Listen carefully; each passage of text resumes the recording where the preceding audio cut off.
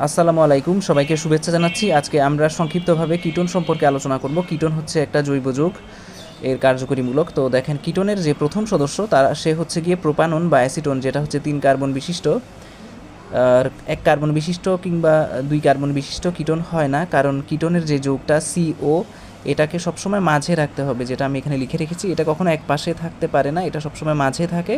তো সেক্ষেত্রে আমাকে দুই পাশে 2টা কার্বন অবশ্যই রাখতে হবে, আর মাঝখানে একটা COতে একটা কার্বন আছে এবং দুই পাশে 2টা কার্বন, অর্থাৎ মিনিমাম 3টা কার্বন আমাকে অবশ্যই রাখতে হবে কিটোন তৈরি করার জন্য। সেক্ষেত্রে কিটোন পরিবারের প্রথম সদস্যটা হচ্ছে প্রোপানন কিংবা অ্যাসিটোন।